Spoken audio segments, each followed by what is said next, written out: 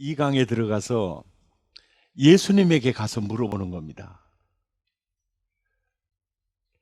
예수님이 요한복음 15장 11절에서 요한복음을 이해하실 때 요한복음 13장 1절 세상에 있는 자기 사람들을 사랑하시되 끝까지 사랑하시니라 하시고 세족식을 하시죠. 그래서 13장부터 17장까지가 예수님의 공생의 말씀 사역을 마무리하는 다락방 훈화입니다. 그러니까 13장에서 17장까지는 산상수훈처럼 봐야 됩니다. 무슨 얘기인지 이해가 되시죠? 그러니까 요한복음 13장 1절에서 17장까지 내용은 한마디로 다락방 훈화입니다. 이 훈화 끝나면서 이제 골고다를 향해서 이제 구속 사역이 시작이 됩니다. 예수님 공생의 사역에 말씀 사역을 마무리를 짓는 그 훈화가 13장에서 17장까지 다락방 훈화입니다. 이 다락방 훈화의 그 메시지 위치는 어마어마하게 중요합니다. 이 안에 원본 성령론이 들어가 있습니다. 원본 성령론. 완전히 그 성령론의 원본이 들어가 있어요. 예. 성령론의 원본이 들어가 있고, 그리고 14장에 그러잖아요. 너희는 마음에 근심하지 말라. 하나님을 믿으니 또 나를 믿으라. 이렇게 말하면서 이제 그 안에 나를 믿는 자, 그러니까 내 속에 거하는 자, 나와 하나 된 자는 나의 하는 일을 저도 할 것이고 이보다 더 큰 일도 하게 돼. 그래 걱정하지 마. 아니 우리가 어떻게 그런 일을 할 수 있어야 하면서 이제 원본 성령이 들어갑니다. 내가 십자가 지고 부활하고 승천해서 내가 하나님께 구할 거야. 뭘요? 보혜사를 구할 거야. 그러면 보혜사가 너희에게로 와서 오게 되는데, 내가 성령을 구해서 너희에게 보내주는 이유는 딱 이거야. 내가 너희를 고아와 같이 버려두지 아니하고 성령의 채널을 통해서 너희 속에 내가 거하기 위해서 그래. 이게 이제 예수님의 임마누엘 사역의 과정이에요. 이게 이제 그러면서 그날에는, 성령이 임하는 그날에는 너희가 내 안에, 내가 너희 속에, 또 내 안에 아버지가 계신 것을 너희가 알리라 그러는 거예요. 그러니까 성령님은 항상 예수님 모시고 들어오고, 예수님은 성부 하나님을 모시고 옵니다. 그래서 우리가 거처를 너와 함께 하리라 이렇게 하는 거예요. 이 성령론이 바로 요한복음 14장이에요. 너무너무 중요한 성령론입니다. 예. 그러면서 15장에 딱 넘어가면 나는 참 포도나무요, 내 아버지는 농부요, 너희는 가지다. 이 포도나무, 농부, 가지의 비유를 통해서 뭘 전제로 하느냐면, 가지는 지금 농부도 있고 참 포도나무 대신 예수님은 있는데 가지는 없는 상태입니다. 가지는 끊어져 있는 상태예요. 그러면 신학적으로 언제 끊어졌느냐? 아담과 하와가 하나님을 향하여 등을 돌릴 때 끊어졌다고. 그래서 끊어진 가지를 전제로 해서 내 안에 거하라고 하는 거예요. 여기서 복음의 본질을 설명을 합니다. 그리고 다락방 훈화가 뭘로 마치느냐면 제자들을 위한 축복, 기도로 마칩니다. 그러니까 요한복음을 읽을 때 13장에서 17장까지는 다락방 훈화 한 덩어리로 이렇게 이해하면 되고요. 오늘 이 말씀 요한복음 15장 11절에 이제 이거예요. 세족식하고 그 다음에 성령로, 온본 성령이 왜 오는지, 그거는 바로 임마누엘을 하기 위해, 너와 내가 함께 살기 위해서 그분이 오실 것이다. 그러면서 15장에 가서 이제 관계를 통해 복음을 다시 한번 설명을 하죠.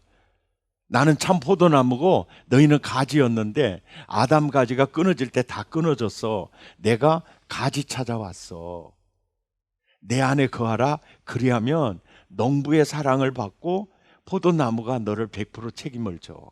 이게 복음의 핵심이야. 이렇게 설교하면서 이제 보세요.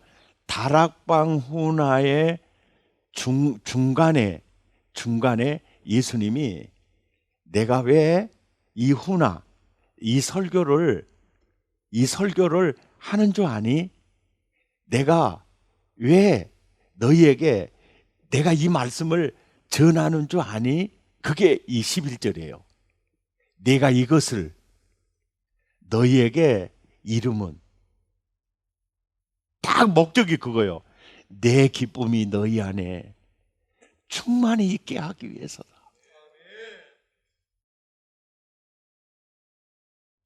이것이 예수님의 설교 목적이었어요. 와, 이건 엄청난 역사예요.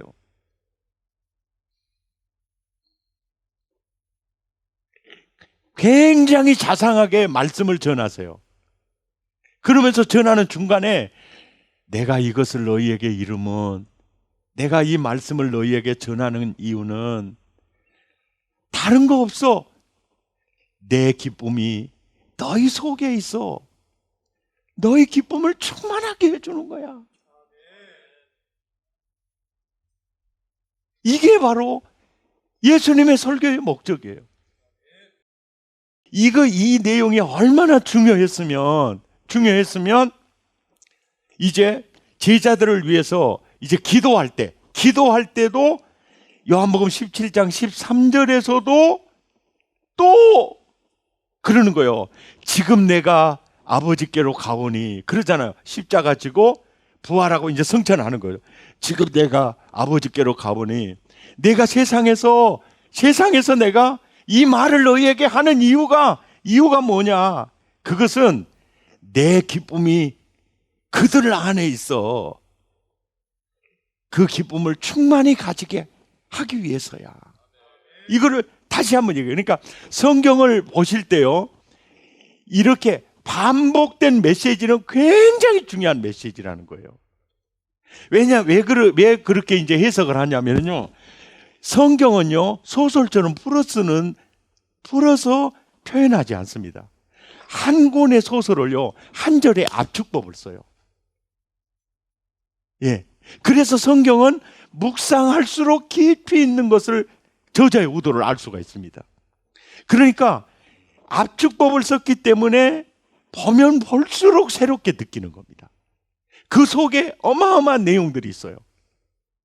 그렇게 압축법을 쓰면서도 반복법을 썼죠. 중요한 것은 이렇게 반복하는 이 반복법을 쓴 거죠. 그 다음에 이제 예수님이 이제 설교하는 목적을 보면, 수고하고 무거운 짐진 자들아 다 내게로 오라. 내가 너희를 쉬게 하리라. 예수님의 마음에는 그 영혼들을 보면서 민망히 여기시면서 일관된 예수님의 마음은 딱 한 가지밖에 없어요. 세리든지 창녀든지 또 서기관들이든지 바리새인들이든지 제사장들이든지 예수님의 눈에 비친 모든 영혼들을 향해서 일관된 하나님의 마음은 쉼이에요. 쉼. 이 쉼입니다.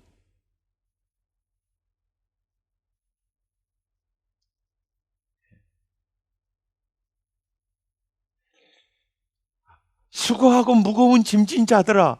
여러분 성경 해석해 보시면 아시겠지만은 여기서 수고하고 무거운 짐에 대한 개념이 뭐냐면은 바리새인들의 울타리 법정까지 만들어 가지고서 그들의 멍에에 들여 밀었던 짐을 가리킨다고 많은 주석학자들이 얘기하잖아요.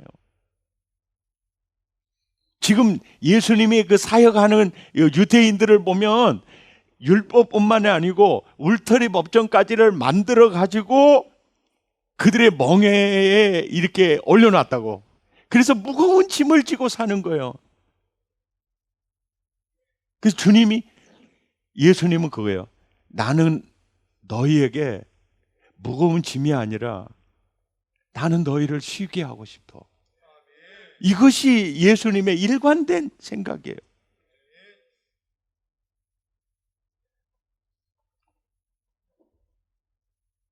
그리고 또 예수님의 영혼을 향한 일관된 생각은 요한복음 10장 10절입니다.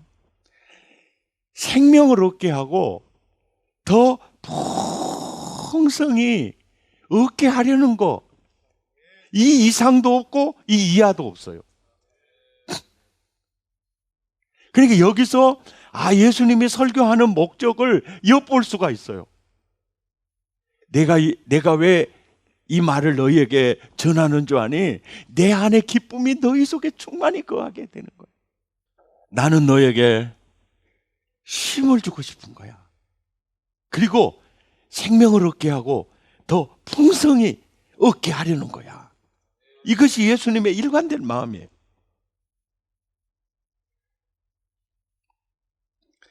그래서 이제 이렇게 돼요. 이제 요한복음을 기록을 하면서 이 구성을 보면은요. 요한복음 10장 10절에서 예수님이 이 땅에 오시는 이유는 내가 온 것은 양으로 생명을 얻게 하고 거기서에서 끝나는 게 아니라 더 풍성히 얻게 하려는데 있어. 이것은 사명선언이에요. 사명선언이고 그리고 어떻게 생명을 얻게 하고 더 풍성히 얻게 하려는가 이것이요. 구체적인 실행 계획이 14장의 성령으로입니다. 성령으로예요.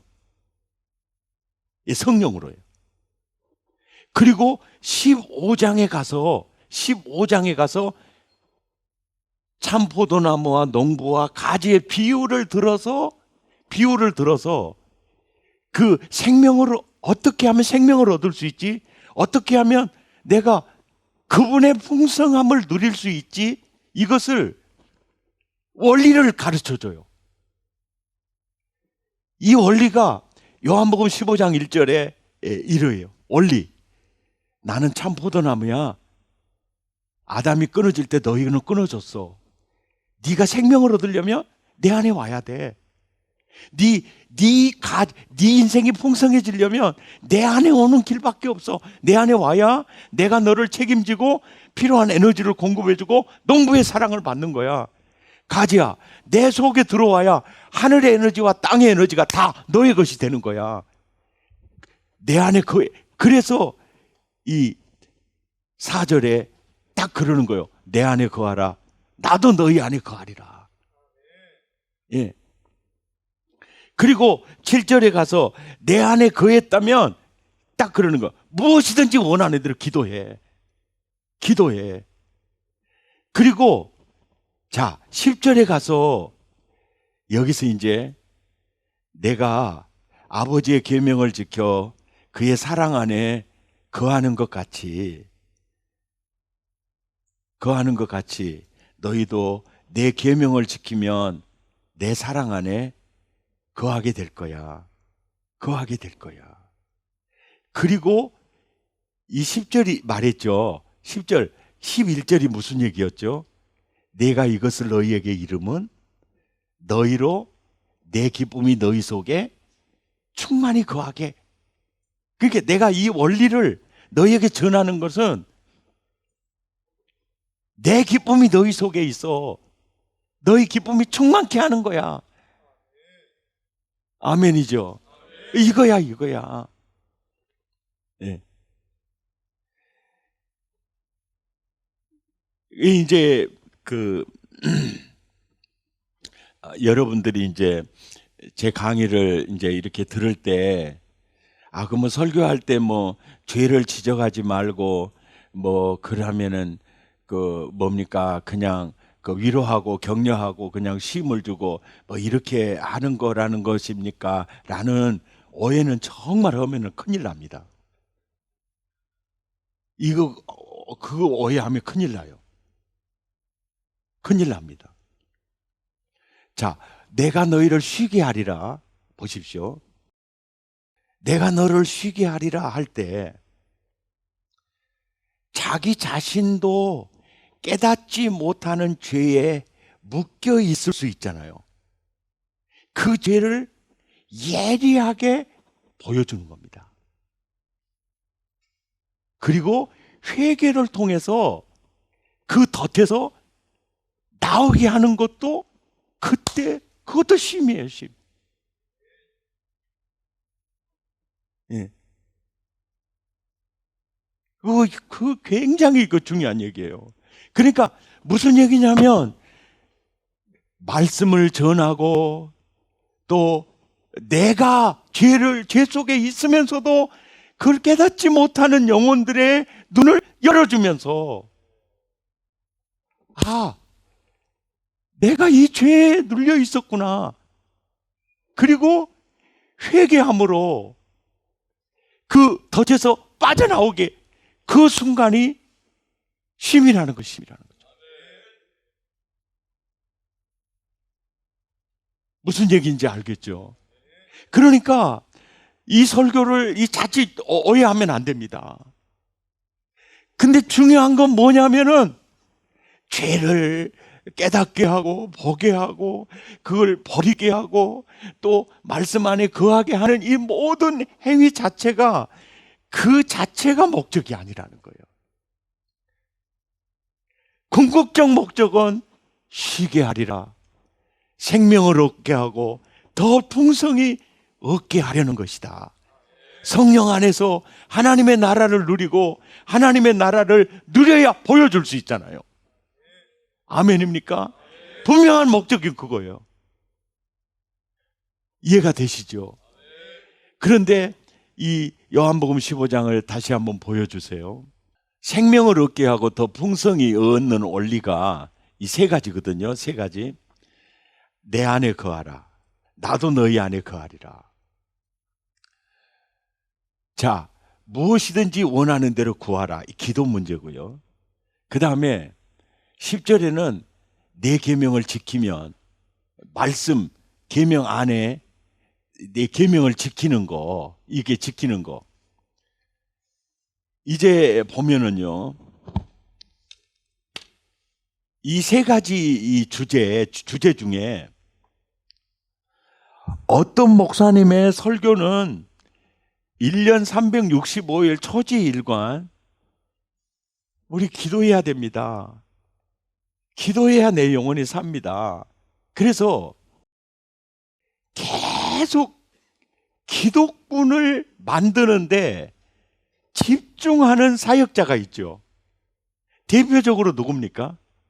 윤석전입니다. 이 윤석전이에요. 또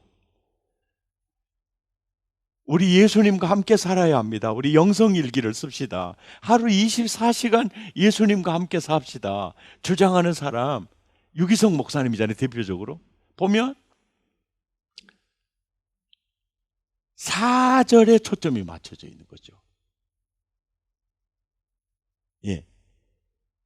그리고 말씀을 계명이 이렇게 계명이 얼마나 이 말씀이 얼마나 중요한지 사회과학적으로 인문학적으로 통계학적으로 이렇게 살펴보니까 와, 이 말씀대로 사는 게 얼마나 소중한지 그것을 이제 보여주는 거죠. 그리고 이 얘기가 바로 이야기입니다. 이 말씀을 보여주면서 아, 말씀대로 사는 게 정말 지혜구나. 이걸 자꾸 깨우쳐서 말씀 안에 거하도록.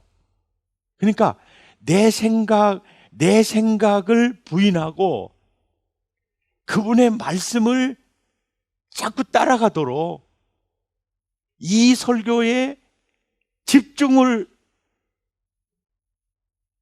하는 설교자들이 있죠. 근데 이 세 설교가들이 귀에 걸리는 설교, 들리는 설교를 계속하고 있다면 그 교인들은요, 생명을 얻고 더 풍성이었습니다. 그리고 성령 안에서 의와 평강과 희락을 누려요. 예. 근데 우리가 목회할 때 예수님과 함께 사는 삶에 대한 메시지, 또 기도해야 된다는 또 메시지, 또 내 생각보다는 하나님의 말씀 따라가는 게 진짜 묘수야. 예? 내 생각은 하수고 정말 그분의 생각은 고수더라. 이런 체험들을 나누면서 여러분, 말씀 따라가야 시절을 쫓아 과실을 맺으며 그 잎사귀가 마르지 아니함 같이 돼요. 아멘입니까? 그러니까 뭡니까?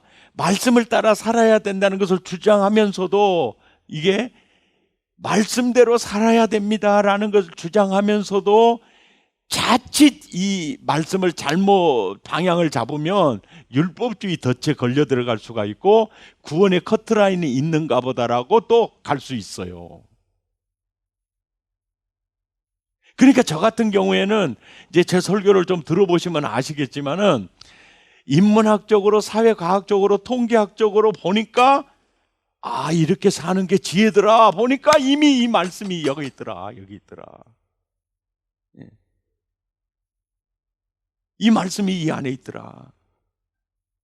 그러면서 말씀대로 살아야 되겠구나.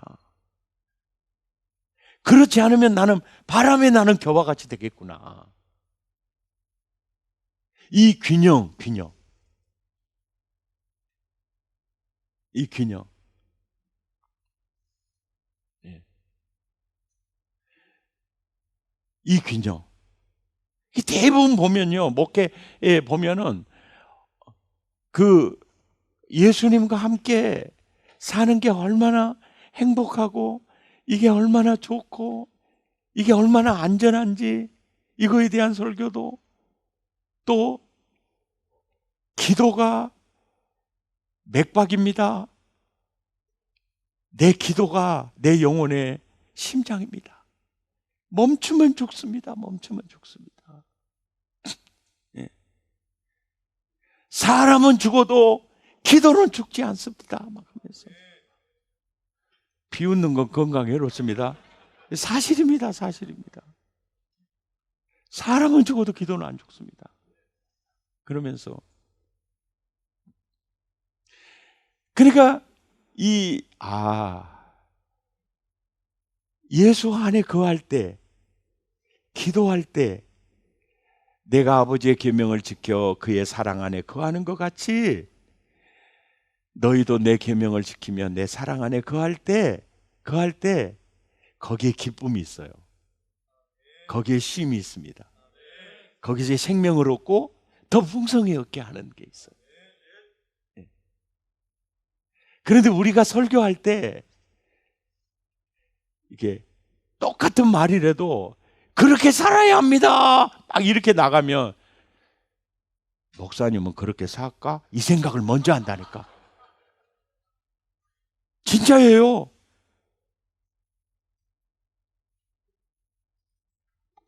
이 말씀대로 살아야 돼요. 막 핏대 올리잖아요. 지는 그렇게 산가? 이건 누가 그러냐면 장로님들이 그래요. 왜냐하면 당회할 때 보면 그 속이 다 나오거든. 그러니까 이렇게 말씀이 진짜 묘수구나. 그래서 항상 우리 이 말씀 붙들고 삽시다. 그리고 결단송하면서 이 말씀의 거울에 내 자신을 한번 비춰봅시다. 그러면 다 회개해요. 거기서 주님과의 관계가 회복이 되고, 아멘입니까? 이거예요. 이거 오늘 딱 보십시오. 모세에게 가서 왜 설교하세요? 내일이 아니야. 오늘 당신의 행복을 위하여. 모세오경의 행복의 답은 예수 그리스도예요. 행복 매뉴얼은 성경입니다. 말씀 안에 말씀과 가까일수록 생명을 얻게 하고 더 풍성이 얻는 지수가 높아져요. 기도할수록 그 지수가 높아져요. 주님과 관계가 깊을수록 그 지수가 높아져요. 바울에게 왜 설교하세요?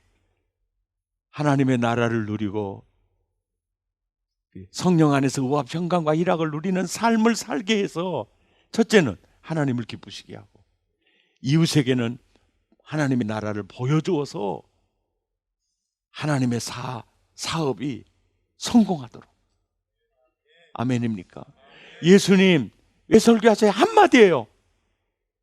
모세하고 바울하고 예수님하고 이게 완전히 하나입니다. 행복, 의와 평강과 희락, 딱 그러잖아요. 내가 이것을 너희에게 이르면 내 기쁨이 너희 속에 있어. 똑같이 맞는 거예요. 가장 성경적 교회는 기쁨이 넘치는 교회예요. 의와 평강과 희락이 넘치는 교회입니다. 그것은 내 의지수도 물론 영향이 있지만 제일 중요한 것은 주님과의 관계 진수예요. 주님과의 관계가 좋다는 것은 말씀과의 관계가 좋다는 거죠.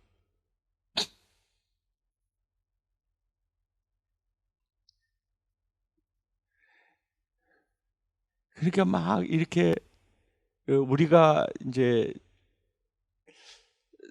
교인들이 어떤 죄에 묶여 있나, 어떤 죄에 묶여 있나, 그 죄 속에 살면서도 자기가 죄 속에 사는지를 모르는 게 없나, 이것을 늘 생각할 필요가 있어요. 네.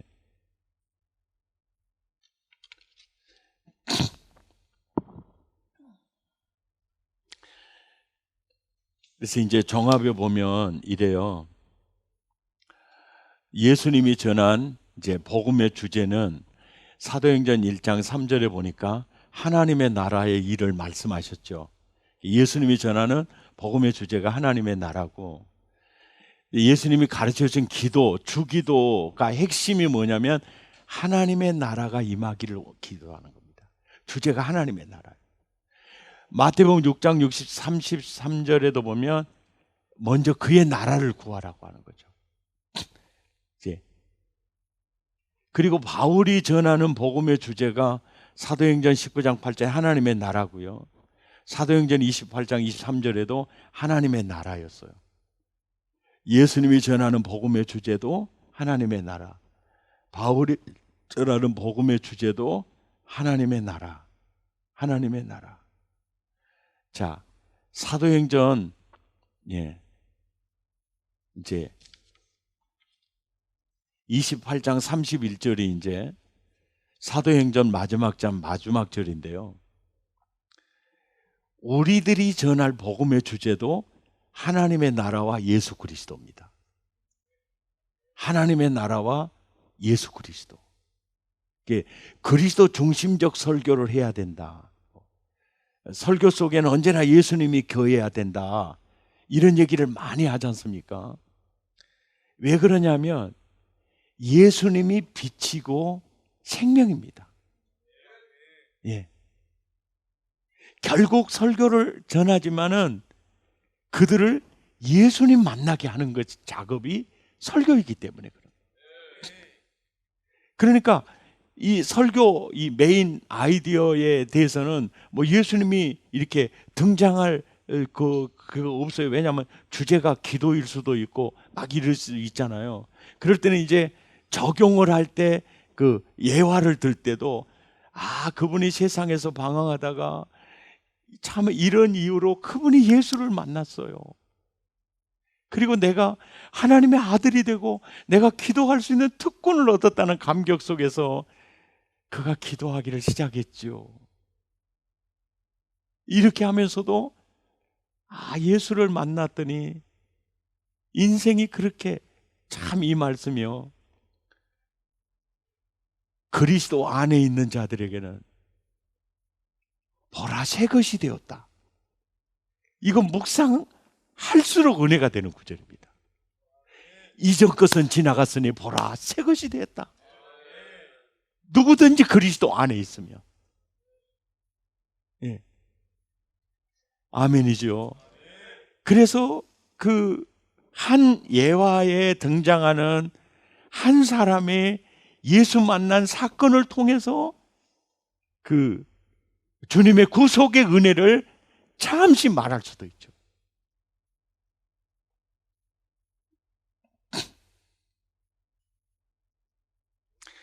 그러니까 사도행전 마지막 장 마지막 절에 하나님의 나라 주 예수 그리스도, 그러면 사도행전 29장 1절은 누가 쓰느냐면 우리들이 쓰는 거잖아요.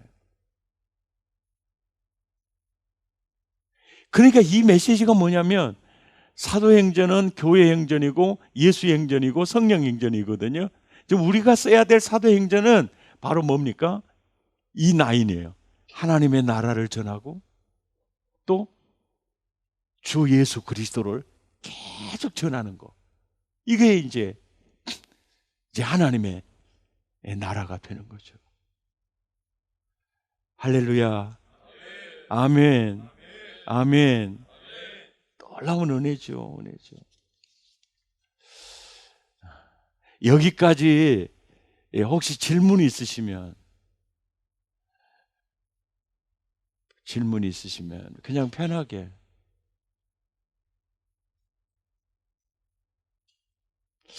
질문이 없다는 것은 생각이 출장 갔다는 거고 몸만 와서 앉아있지. 밥이 오셨나요? 안 왔어요? 네.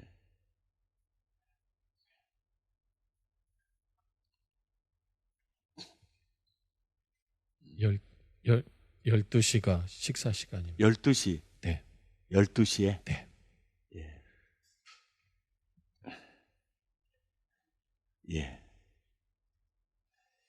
그럼 기현이 12시까지 가야 될 것 같습니다. 예. 아유, 그러셨습니까?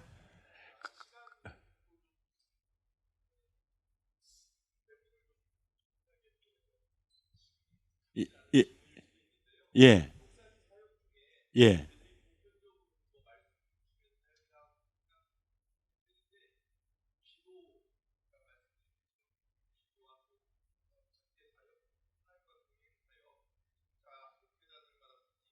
예.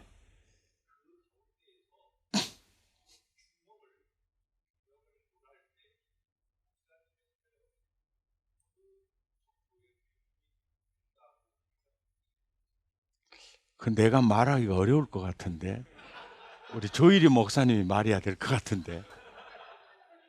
이제 나중에 연구해서 말하도록 하시오. 예. 제가 좀 생각해서 말씀드릴게요. 예.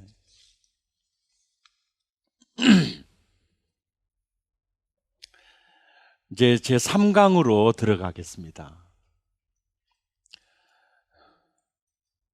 나는 어떻게 설교하는가에 대한 주제입니다.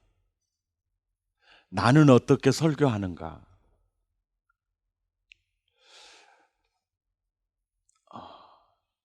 제가 그 신대원 다닐 때부터 신대원 1학년 때 입학하기 전에 갔던 곳이 두란노 서원이고, 거기 가서 만나신 분이 홍정길, 이동원, 옥한음, 하용조 목사님 네 분을 만나고 지방에서 듣지 못한 설교를 들어서 눈이 열렸죠.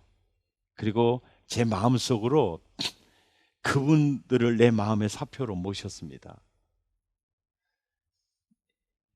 그래서 그때부터 딱 이렇게 마음먹었어요. 아, 지방에서 전혀 들어보지 못한 설교예요. 그래, 야, 저 목사님들 같이 설교하면은 나도 참 목회하겠다. 그렇게 마음을 먹고 양지에서 캠퍼스가 있는데 사당동 기숙사를 썼습니다. 그러면 통학버스료도 내야 되는데 왜 그랬느냐면은 월요일 날 이제 고속버스 타고 와서 도란노 서원에서 신학생들을 위한 세미나, 홍정일 목사님 주제별 세미나 또 뭐 많이 했거든요. 그 강의 들고 끝나면은 이제 기숙사 오면 10시잖아요. 그때 양지 가기 어려우니까 사당동 기숙사 수. 그 다음에 그 수요일 날 그리고 또 도란노 서원에 7시에 시작이거든요. 7시 이전에 오후 2시에 내수동교회 우리 설교학 교수 박희청 교수님이 신학생들을 위해 강의를 해줬어요. 그래서 새벽에 나와 고속버스 타고 내수동교회 가서 은혜 받고 또 7시에 도란노 서원 들렸다가 이제 저녁에 10시쯤 들어오면 옵니다. 뭐 주일 사역 뭐 바쁘고 해줘 오죠.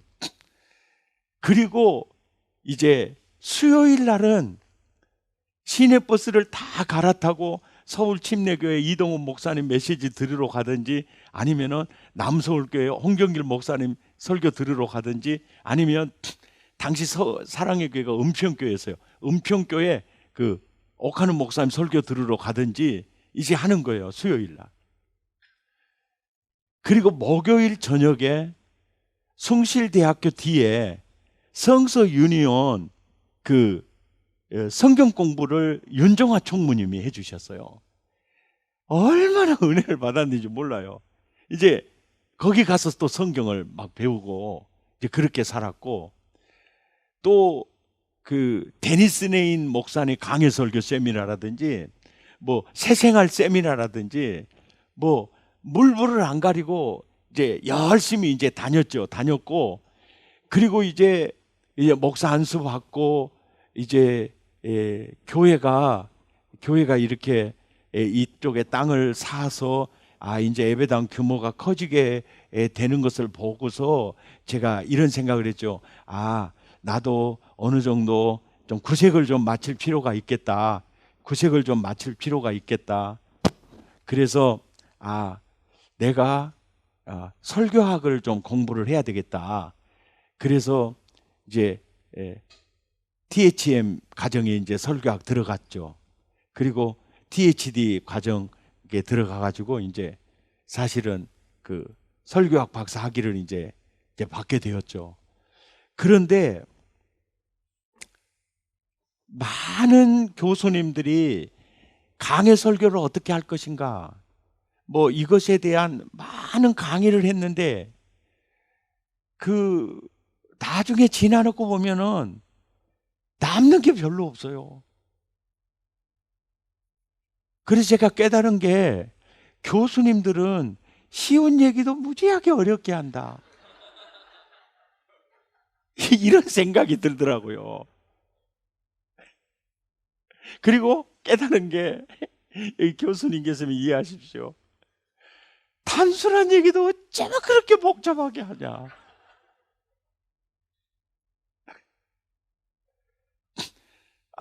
그걸 제가 깨달았고 무슨 생각을 했냐면 단순 명료, 복잡한 얘기 단순하게, 긴 얘기 짧게. 나는 꼭 그렇게 해야 되겠다 했는데 사실은 그게 잘 되는지는 모르겠어요. 그러나 참 이제 그렇게 하고 싶었어요. 그래서 제가 이제 강해 설교란 방법이 아니고 헤돈 로빈슨의 정의가 정확해요. 설교 철학이다. 그 설교 철학이 뭐냐? 강해 설교란 저자의 의도를 오늘의 생활에 적실하게 적용시켜 주는 거다. 이 강해 설교는 방법이 아니고 철학이고, 이 철학에 따라서 제목 설교도 할 수 있고, 귀납적으로도 전개할 수 있고, 연역적으로도 전개할 수 있고, 스토리텔링으로 할 수도 있고, 내러티브적으로 할 수도 있다. 이거는 방법이다. 근데 강해 설교는 방법이 아니고 철학이다. 이게 저자의 의도를 오늘의 생활에 적실하게 적용해 주는 거다. 이것이 강해 설교다. 이것이 가장 지금 설교학 중에서 모든 설교는 저자의 의도를 오늘의 생활에 적실하게 적용해 주는 강해 설교가가 돼야 된다. 이 하나의 골격 속에서 제가 나의 강해 설교를 이제 어떻게 하느냐, 아주 프레임을 굉장히 단순화시켰어요. 예, 단순화시켰습니다. 어떻게 단순화시켰느냐? 골격이요, 딱 세 가지밖에 없어요. 주예, 그리고 메인 아이디어, 그리고 적용이야, 적용.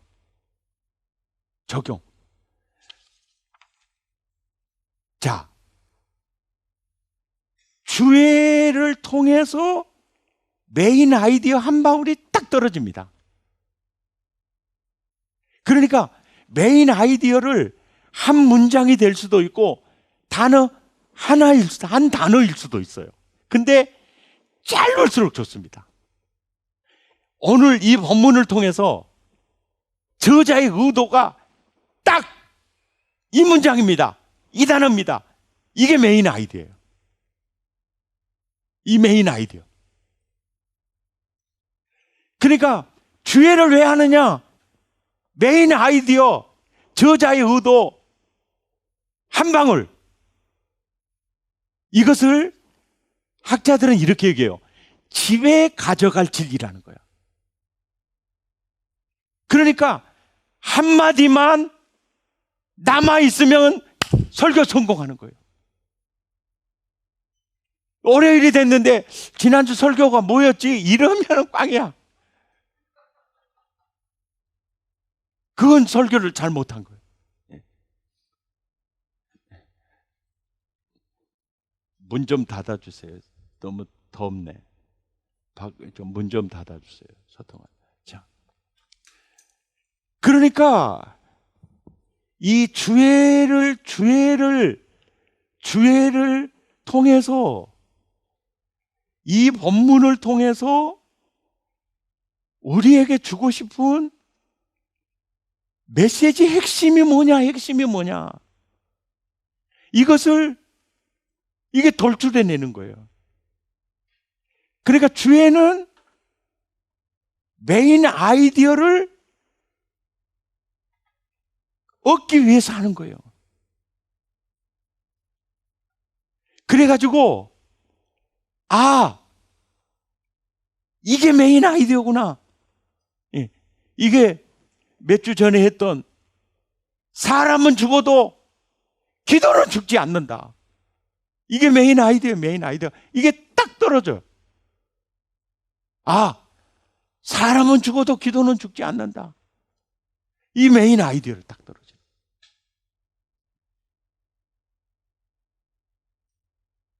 예. 인생은 서론, 본론, 결론이 있는데 서론이 제일 중요하구나. 이게 뭐요? 모세 80년은 서론이야. 나중에 40년이 본론이거든. 근데 보니까 서론이 중요하네. 뭐요? 서론이 중요합니다. 왜? 서론이 부실하면 본론이 부실해. 그래서 서론, 본론, 결론 이러면서 서론 시대를 살아가는 여러분, 내 계획대로 안 될 때 많이 있을 겁니다. 아브라함, 왜, 아니, 99살 먹었을 때 아들 줄게 그러지, 뭐 달라고 75살 때 아들 준다 해갖고 25년 동안이나 예간장을 녹이고. 이게 뭐요? 그게 서론 기간이에요. 그룹 있는 기간이다. 예.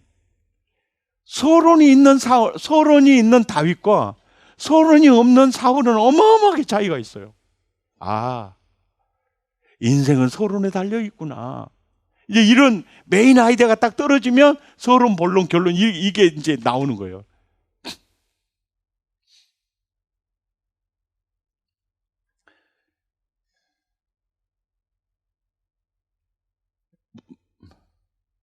이해가 되세요? 아니, 하면서 보니까 내가 지금 뭔 얘기를 하고 있는가 이게 생각도 들기도 하고. 아, 이게 메인 아이디어예요. 이게 주에는 왜 해요? 저자의 의도를 한마디나 한 단어나 이거를 딱 떨어뜨리기 위해서 하는 거예요. 예. 그러니까 주석을 보고 또 많은 필요한 책들을 보면서 이 말씀을 통해서 오늘을 사는 나에게 주는 메시지가 뭘까? 그 한 단어, 한 문장을 딱 이게 주의 메인 아이디어가 떨어졌죠? 그러면 주의 끝이 나는 거예요, 이제. 예, 주의 끝이 나요. 그러면 이 메인 아이디어가 이 성경 속에서 나왔는가를 교인들에게 알려줄 필요가 있을 때는 그걸 하는 거예요. 이 주의 과정을, 오늘 나에게 주는 이 말씀이 성경적인지를 근거를, 주의 과정을 소개해 주는 거죠. 그러면 아, 이 말씀이구나 깨달으면 그 다음에 하는 게 적용입니다. 자, 이 세 가지 골격. 그러니까 나는 설교 어떻게 하는가 딱 세 가지예요. 주의 메인 아이디어 적용이요. 주의가 제대로 되어야 메인 아이디어가 제대로 나오는 거예요. 핀트가 틀어지면 안 돼. 메인 아이디어가 떨어졌다. 그러면 적용이요. 그러면 보세요. 주에는 강해. 많은 목사님, 주에는 굉장히 강해. 근데 적용이 아주 약해. 그래 주로 이제 설교학 교수님들이 이렇게 얘기해요. 주의 부분은 70% 정도 하고 적용 부분은 한 30% 정도만 하십시오. 이렇게 얘기를 하는데 나는 그렇게 생각하지 않아요. 주의 부분 얘기는요, 적을수록 좋고 적용이 많을수록 좋습니다.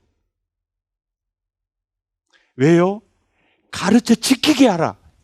적용이 지금 굉장히 한국교회 설교에 약해요. 예. 아주 다양한 적용이 필요해요. 그래서 예. 자, 이제는요, 주회를 할 때는 귀납적으로 합니다. 주회를 할 때는 귀납적으로 하고요.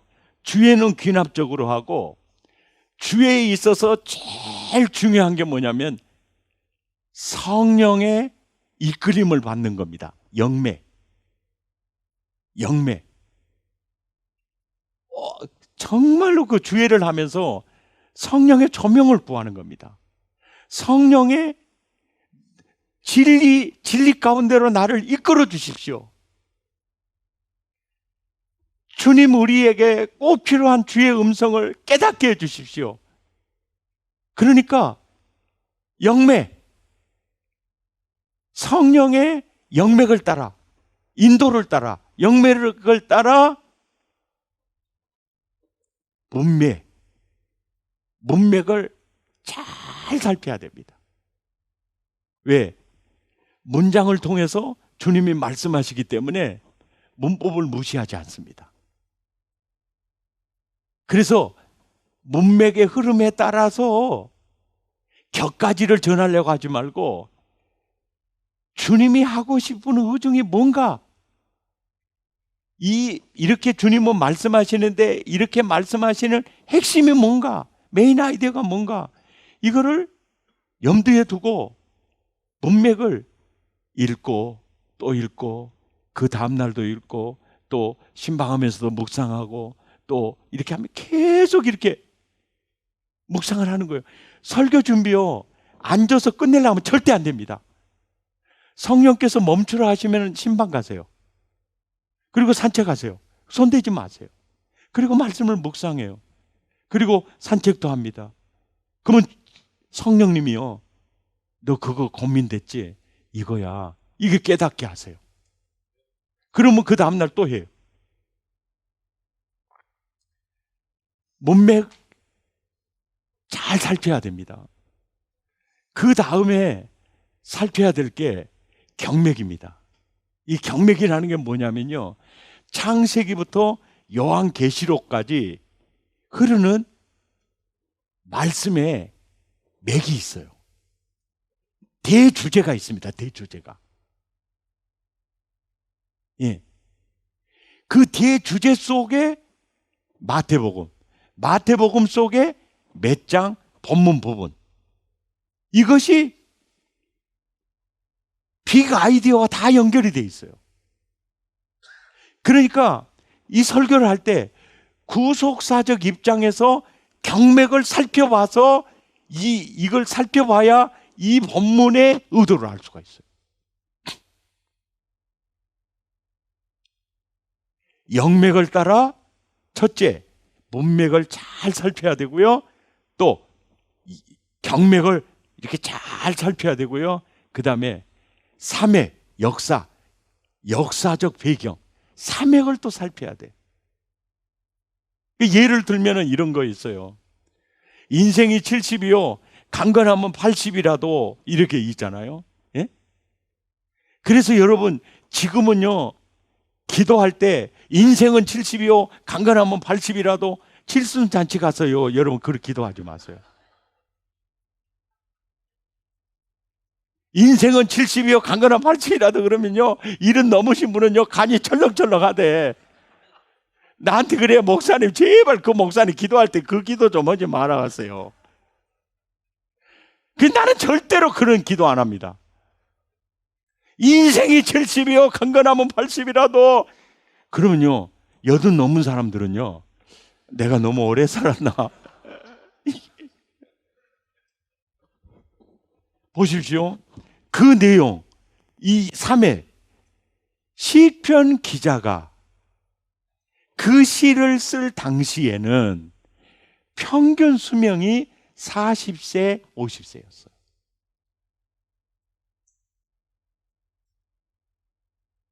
그러니까 세월이 날아가나이다. 이것을 말하기 위해서 오래 살아야 70이고 80으로 살아도 인생은 날아간 그 내용이야.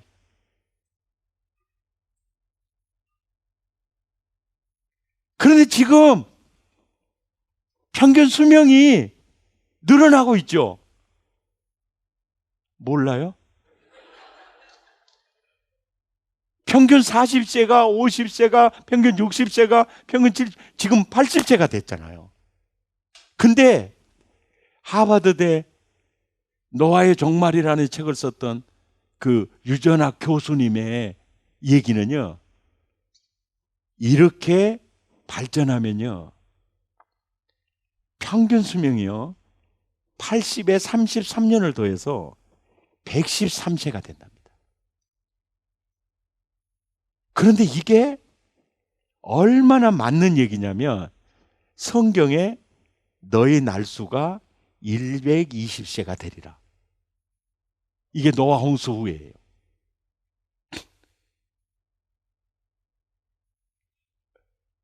강의는 듣고 계시죠? 그래 보세요. 역사적 배경을 굉장히 중요해요. 본문을 알기 위해서는 그 역사적 배경이 굉장히 중요해요. 하나님, 누구라고 할까요? 나는 히브리인의 하나님이라고 해라. 그러니까 지금의 역사적 배경 속에서 히브리인은 아주 가치가 있고 메리트가 있는 이름이잖아요. 근데 그 당시에는 하비루 계층, 노비 계층의 한 부류에 불과하는 거예요. 그러니까 너무 감사한 거죠.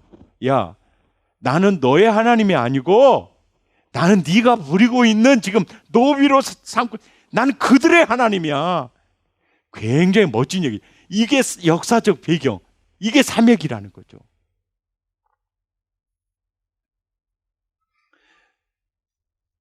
주회할 때 영맥을 따라 본맥을 꿰뚫어야 돼. 그리고 경맥을 살펴야 되고 역사적 배경을 살펴야 됩니다. 그리고 주의하면서 항상 머릿속에 염두에 둬야 될 거는 생맥, 오늘 생활에 어떻게 적용할 것인가의 맥을 잡아야 돼요. 그건 주의할 때부터 잡아야 돼요. 아, 이 말씀이 메인 아이디어가 이거구나. 딱 순간 할 때부터 뭡니까? 생활 속에 어떻게 이게 적용을 할 것인가. 그러니까 이 설교를 이렇게 처음에 배우시는 분도 이 아주 단순하면서도 진짜 강해 설교, 저자의 의도를 오늘의 삶에 적실하게 적용하는 게 이게 진짜 설교거든요. 그러려면 주예가 바로 돼야 돼. 메인 아이디어가 저자의 의도가 딱 떨어져요. 예. 메인 아이디어가 딱 떨어졌을 때 이제 메인 아이디어가 나오면 이제 그 메인 아이디어 원포인트로 가는 겁니다. 예, 설교는 서론부터 본론 결론까지 원포인트로 이제 가는 거예요. 그러면서 메인 아이디어를 제목으로 정할 수가 있고요. 제목으로 정할 수가 있고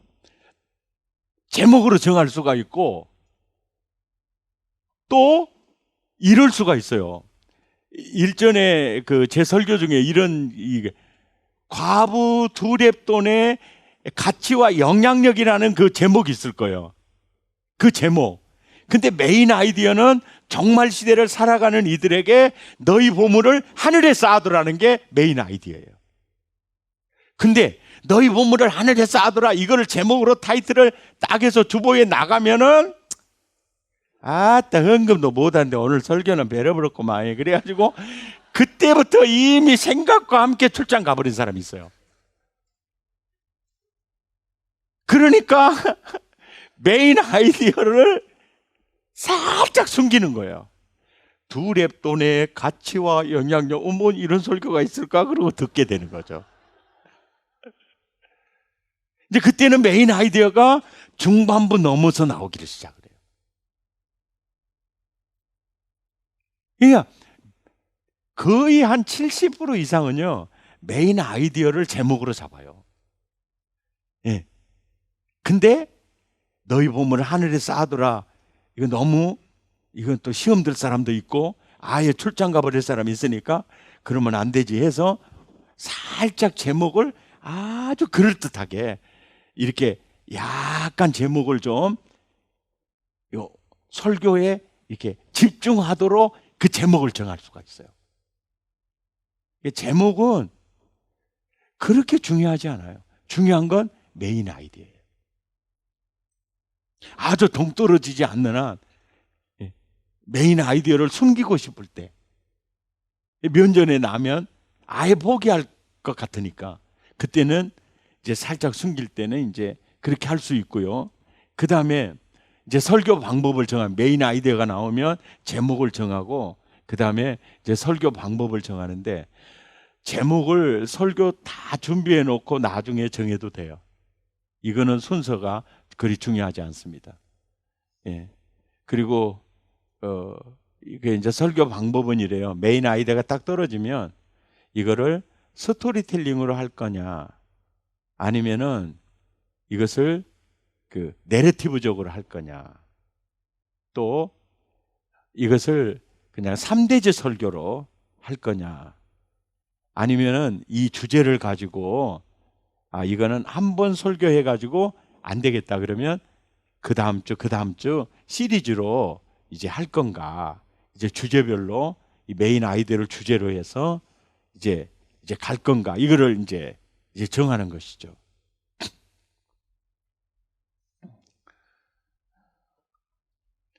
그리고 이제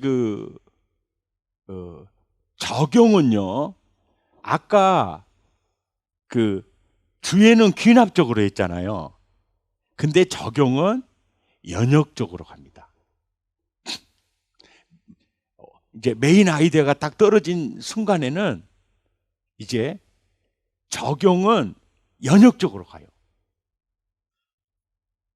이렇게 하는 거죠. 쉽게 보면 나는 어떻게 이 말씀을 적용할 것인가에 대한 얘기도 들어갈 수가 있고, 장로님들은 이 말씀을 어떻게 적용할 것인가에 대해서도 들어갈 수가 있고, 권사님들은 이 말씀을 어떻게 적용할 수 있을까 이렇게 정할 수도 있고, 또 내가 이 말씀을 통해서 횡재했던 나의 삶을 나눌 수도 있고, 또 우리 부모의 어떤 이 말씀대로 살았던 삶을 나눌 수도 있고, 그리고 제가 목회하면서 평생 잊을 수 없는 어떤 장로님의 아름다운 삶이나 권사님의 아름다운 삶이나 이렇게 할 수도 있고, 또 내가 이 말씀보다도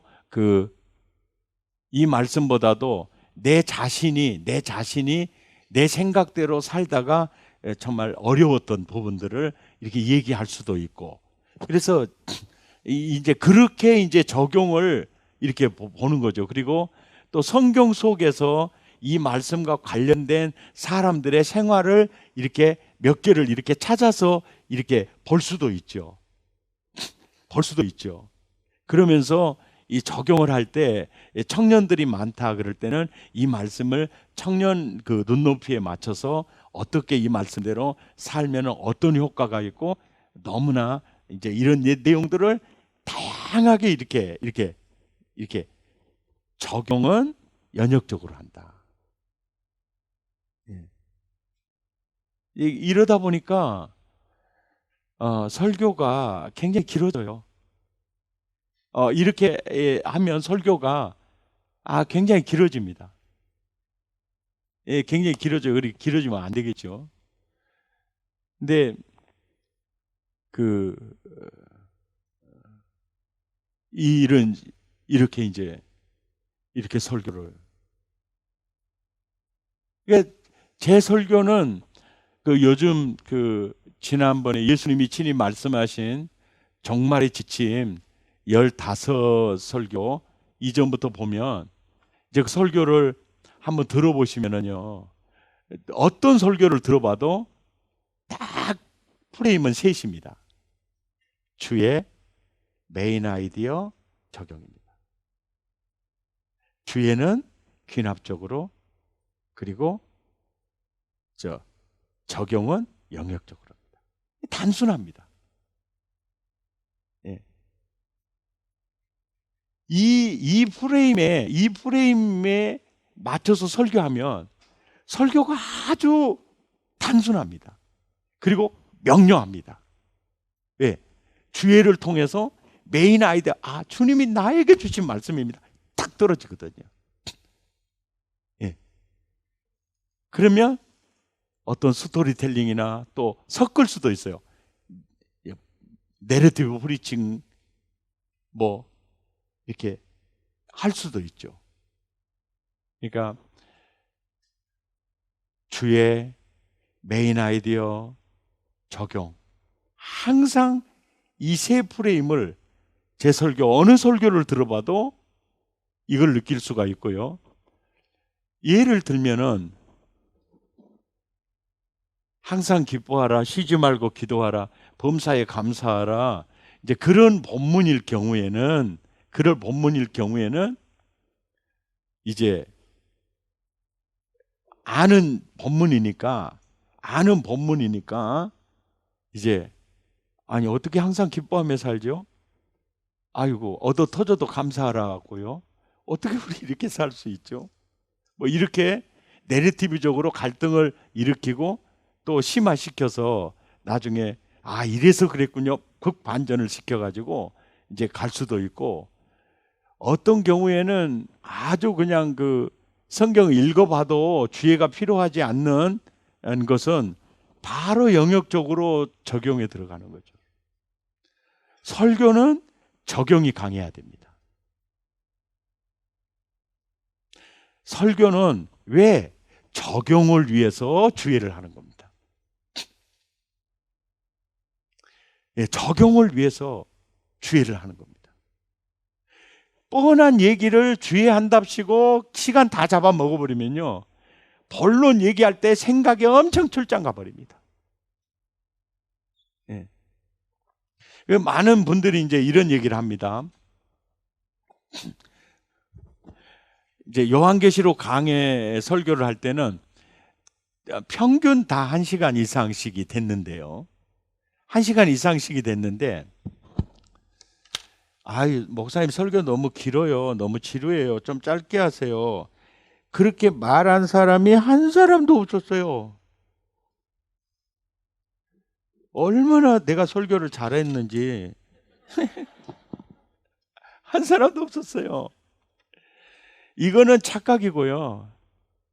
이거는 잘난 척이고 아주 못된 말이고. 자, 이제 보세요.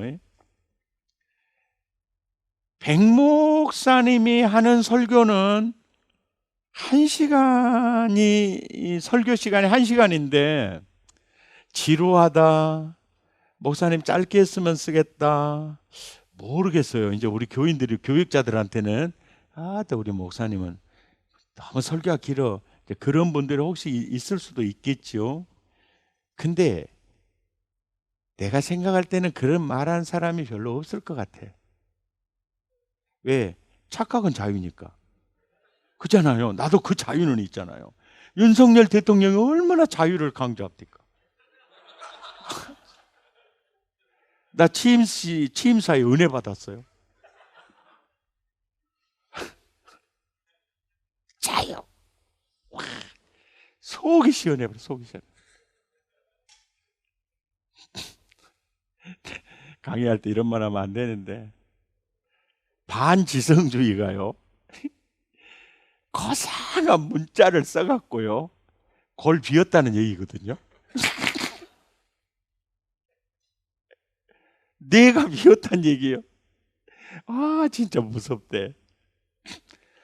무슨 얘기하다가 이제 목사님들 혹시 도움이 될까 해서 말씀드릴게요.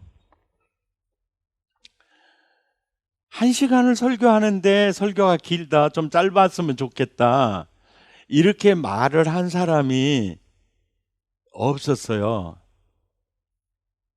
이제 이거에 대해서 왜 없었는가?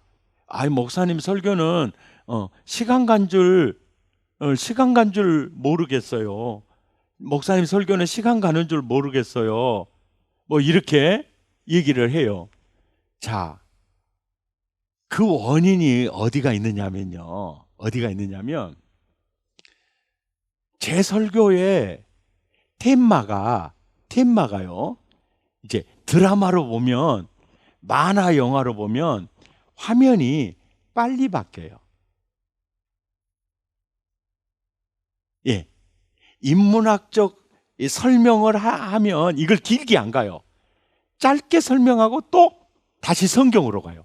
또 스토리로 가요. 또 얘기로 가요. 그러니까 이게 뭐요? 장면이, 막이 빨리빨리 바뀌어요. 이 지루감은 어디서 오느냐면 화면이 빨리 안 바뀌어. 아는 소리 계속 하고 자빠져 있어. 근데 거기 때 뿌리 뽑으려고 할 필요가 없어. 거기서 안 걸려들면 다른 데서도 얼마든지 걸려들거든요. 그러니까 할 거 없어. 그리고 1시간 설교하지만 딱 목적은 뭐냐? 메인 아이디어 한마디요. 집에 갈지는 가져갈지는 그거밖에 없어. 그러니까 이 화면에서 주님 못 만나면 저 화면에서 만나고 저 화면에서 이렇게 만나는 거예요. 계속 점진적으로 이렇게 귀납적으로 이렇게 어떻게 보면 이렇게 전개해 가면서도 화면이요. 이렇게 성경 본문 얘기하면서도 길게 하지 않아요. 딱 이해하시겠어요? 그러면 이런 얘기하죠. 아멘인가요? 이해가 가십니까? 아멘입니까? 이걸 묻는 거예요. 이거 뭐요? 접수되셨습니까? 그럼 통과. 그러니까 그 화면이 빨리 바뀌는 거예요. 그러니까 그 설교 한 편에 바뀌는 화면이 굉장히 많죠. 이 성경 얘기했다가 또 화면이 바뀌어 또 다른 성경 얘기하고, 또 화면이 바뀌어 또 사무엘 얘기하고, 또 화면이 바뀌어 다윗 얘기하고, 또 화면이 바뀌어 바울 얘기하고, 또 화면이 바뀌어 또 자기 간증 얘기하고, 또 화면이 바뀌어 주제가 바뀌어 또 얘기하고. 그러니까 그 화면 따라가다 보니까 오메 설교 벌써 1시간이었어. 이거는 언제 하느냐? 집에 갈 때 하는 거예요. 집에 갈 때. 와, 이거 12시 반이 되어 버렸어요. 그건 집에 갈 때 하는 거예요. 그 설교를 할 때 지루감이 없는 설교를 해야 되잖아요. 그러니까 어떻게 화면을 빨리빨리 바꿔줘야 돼요. 예. 이게 이제 제 설교를 한번 이렇게 들어보시면 이것이 화면 바뀌는 얘기구나. 그 주제가 이렇게 빨리빨리 계속 그냥 화면이 많아요. 예. 성경 구절도 그렇고. 그런데 그 얘기를 어떻게 하든지 긴 얘기를 짧게 하려고 하는 거예요. 그러면서 화면을 이렇게 빨리빨리 바꿔줘요. 그러면 지루감이 적은데 뻔한 얘기를 가지고 계속 설명하고 있다. 이건 100% 생각 출자인가요?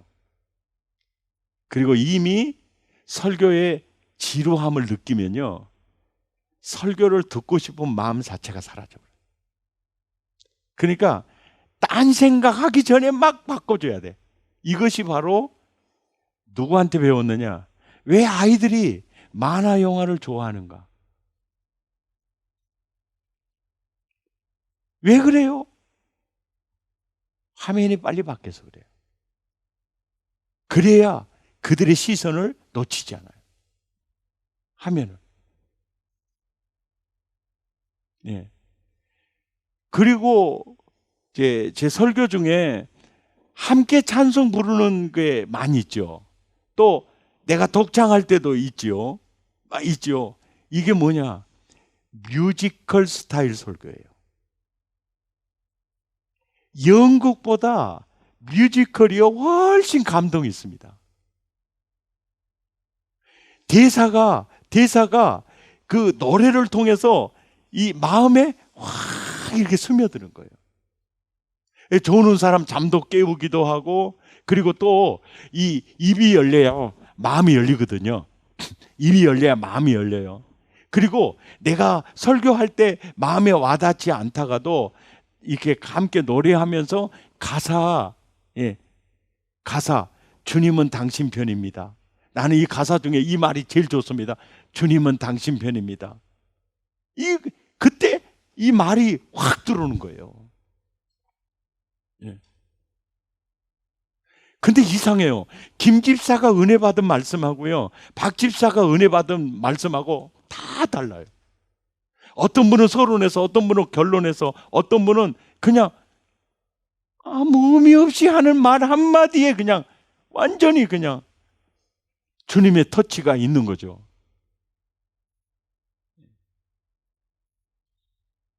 그게 뮤지컬 스타일 설교.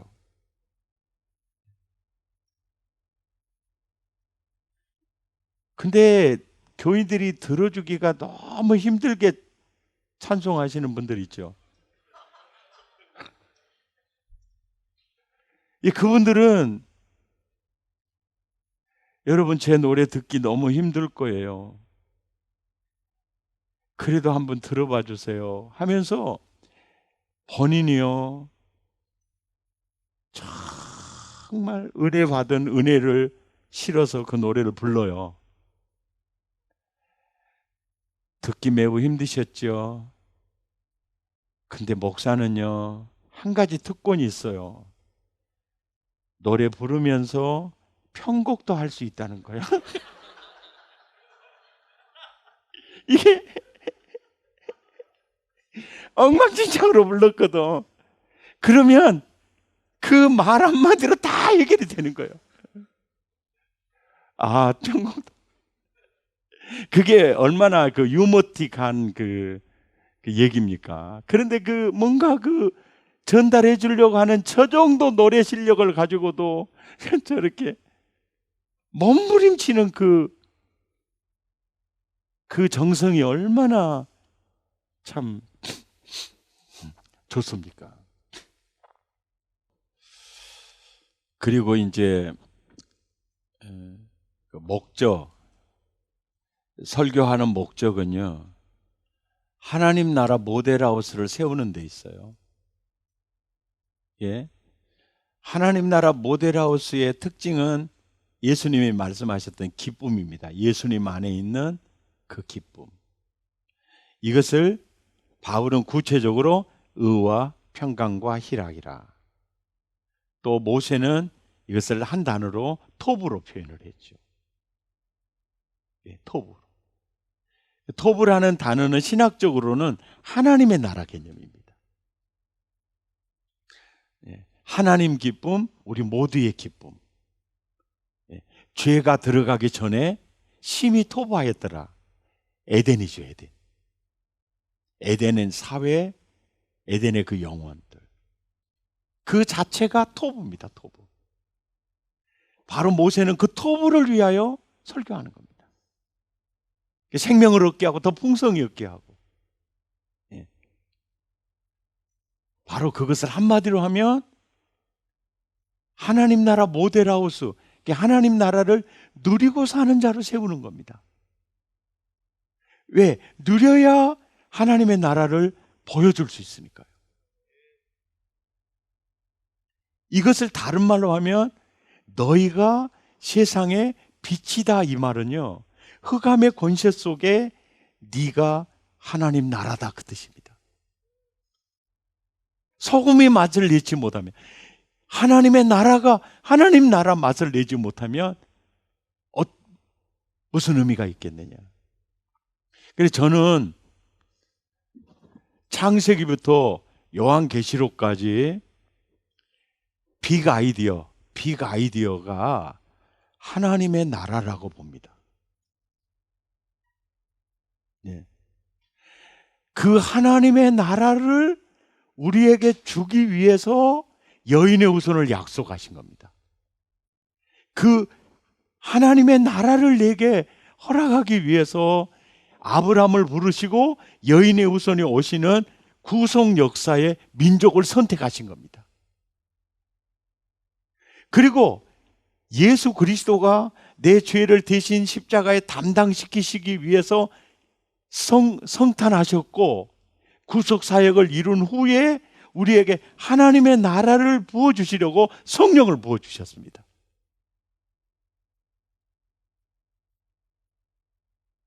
그리고 완성된 하나님의 나라, 새하늘과 새 땅, 새 예루살렘 성이거든요.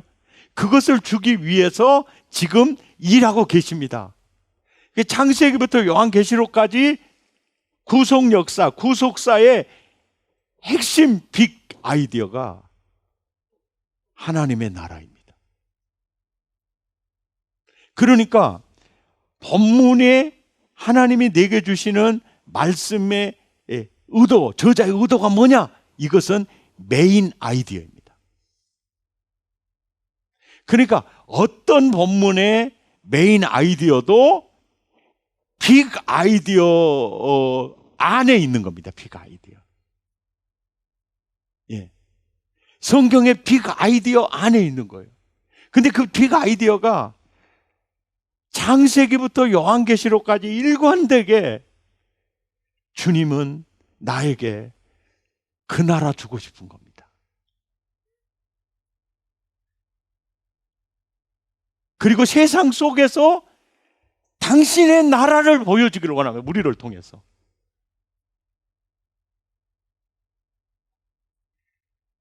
그래서 목적은 하나님의 나라를 누려야 보여줄 수 있잖아요. 그래서 결국 우리 자신이 하나님 나라 모델하우스로 세우는 거죠. 그런데 그 모델하우스가 자꾸 죄에 넘어질 수 있어요. 바울의 로마서처럼 6장 7장의 모습이 있을 수가 있어요. 그래도 그래 나는 그럴 수밖에 없는 죄덩어리야. 그래서 나는 생명의 성령의 법 안에서 살아야 해. 아멘입니까? 그래서 거기서 복음으로 힘을 얻는 겁니다. 그래서 복음이 주는 진정한 자유를 또 누리고 사는 거예요.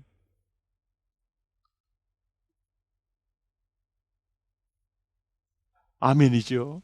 이게 바로 창세기부터 요한계시록까지 성경 요한계시록 그 강해 1집이 나왔는데 이제 아마 한 8월 말에는 2집이 나올 건데요.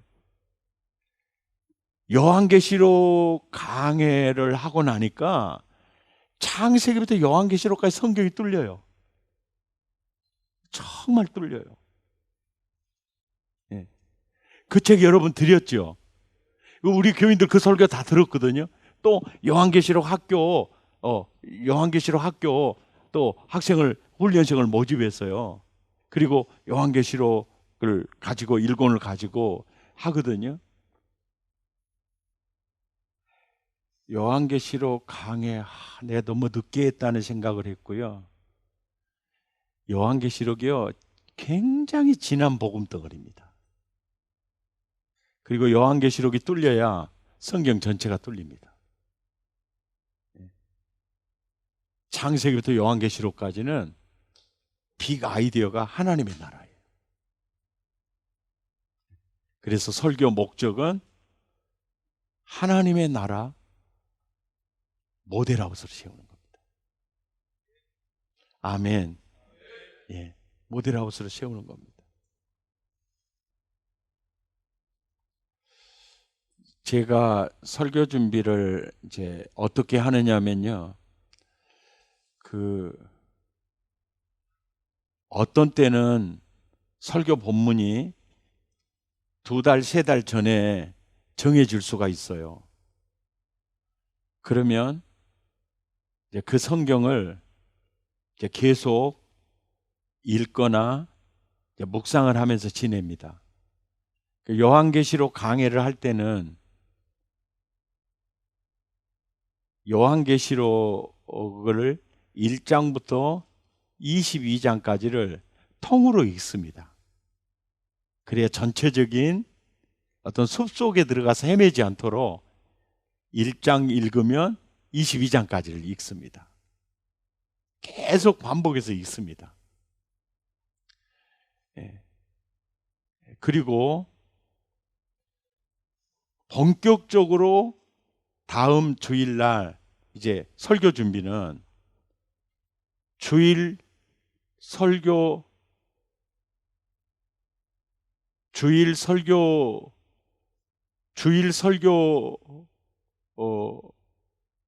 준비는 주일날 설교 이제 끝난 다음부터 시작을 하는데 그 다음날 월요일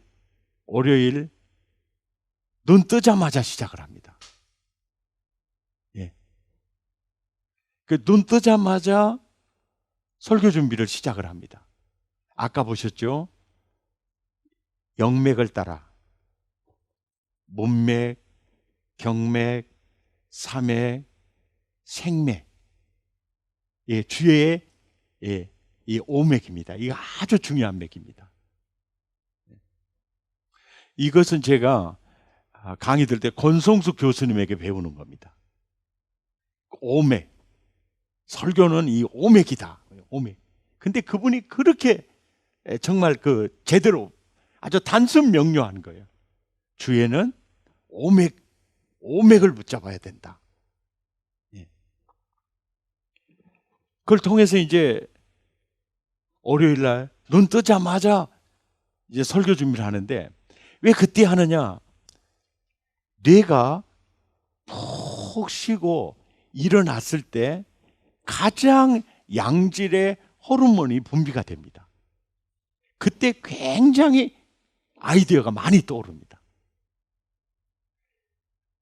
그렇게 설교 준비를 할 때 20분 할 수도 있고 1시간 할 수도 있고 2시간 할 수도 있습니다. 그건 뭐죠? 영맥을 따라가는 겁니다. 성령께서 눈을 열어주시면, 성령께서 진리 가운데 인도해 주시면 이 2시간 지나가는 게 30분처럼 지나가는 거예요. 정신없이 준비가 됩니다. 그런데 그런 때는 20번 중에 한 번이나 있고 대부분 30분 정도, 40분 정도가 대부분입니다. 그러면 영맥을 따라가니까 거기서 수도합니다. 그리고 월요일을 지내면서 그 말씀을 묵상합니다. 그리고 화요일 날 아침 눈 뜨자마자 바로 설교 준비하기 위해 앉습니다.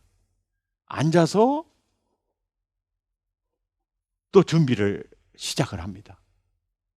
영맥을 따라 문맥과 경맥과 사맥과 생맥, 오맥을 딱 잡고 준비를 해 나갑니다. 이렇게 나가면 수요일이 되면 거의 설교 준비 끝납니다. 거의 설교 원고가 거의 끝이 납니다. 그러면 목요일 날 눈 뜨자마자 설교 원고를 처음부터 끝까지 읽으면서 수정 작업이 들어갑니다. 그리고 목요일 날, 금요일 날 눈 뜨자마자 또 수정 작업을 합니다. 그리고 토요일 날도 눈 뜨자마자 수정 작업을 시작을 합니다. 그러니까 주회하면서 메인 아이디어가 이게 몸속에 완전히 젖어 있겠죠. 그 다음에 계속 준비하면서 설교, 서론, 본론, 결론이 거의가 많이 이렇게 숙지가 돼 있겠죠. 주일날 아침 4시 반에 일어납니다. 그리고 따뜻한 물 한 잔 먹고 운동하는 실내 자전거를 탑니다. 타면서 유튜브 찬송가 딱 치면 거기서 골라 잡습니다. 불길 같은 성신이여를 할까? 샘물과 같은 보혈을 십회 부르기 이거를 할까? 아니면 은혜로운 노래 듣는 걸 할까? 이걸 틀어놓습니다. 그러면서 자전거를 타며 운동하면서 찬송을 부릅니다. 50분 동안. 그때요, 내 영혼이 채워집니다. 내 영혼이 채워져요. 그 자전거를 타야 나는 신경장애가 있어서 그런지 그래야 1부, 2부, 3부 예배를 버틸 수가 있습니다. 근데 50분 타면요, 어느 정도 짱짱해집니다. 예. 그래서 50분, 항상 이 원칙이에요. 그리고 샤워하고 식사하고 6시 15분에 이제 기도실, 준비실로 들어갑니다. 그리고 7시 예배 때까지 45분 동안 기도합니다. 하나님, 오늘 예배에 참석하는 한 영혼 한 영혼 꼭 만나 주십시오. 이 설교 속에 하나님의 마음을 담아 주십시오. 이 설교 속에 예수님이 꼭 거하기를 원합니다. 그리고 성령의 치료의 광선이 있기를 원하고 성령의 불이 있기를 원합니다. 그리고 설교 들어갑니다.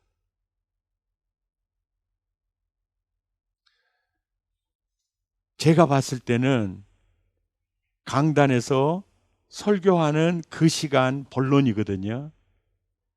그 본론을 결정하는 거는 설교 준비 단계부터 주일날 아침에 이 모든 서론이 본론을 결정한다고 봅니다.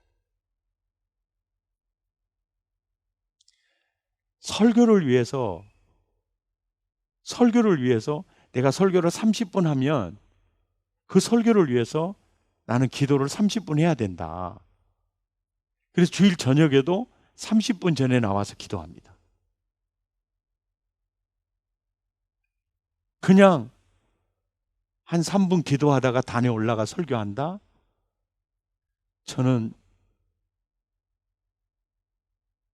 그러면 안 된다고 생각합니다. 우리 목사님들 새벽 설교를 하더라도 30분 전에 30분만큼 기도하고 올라가야 된다고 생각합니다. 서론이 본론을 결정합니다. 이성평 목사님, 그렇게 하고 있어요? 꼭 그렇게 하셔야 됩니다. 네. 김성래 목사님, 그렇게 하고 계세요?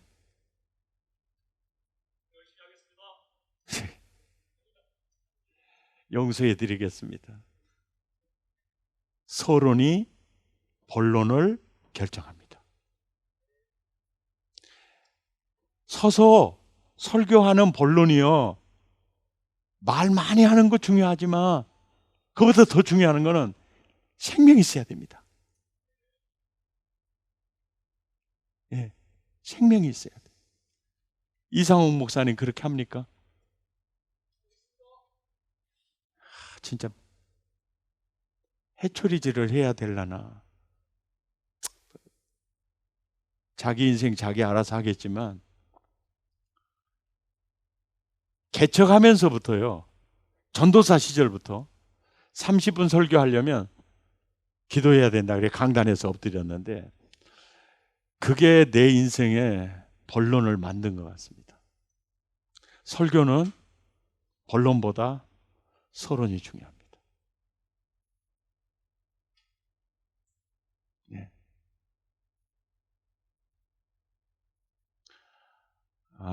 진짜 중요합니다. 목회 절대로 쉽지 않습니다. 놀라운 사실은 심는 것만큼 거둡니다. 예. 승리하시기 바랍니다.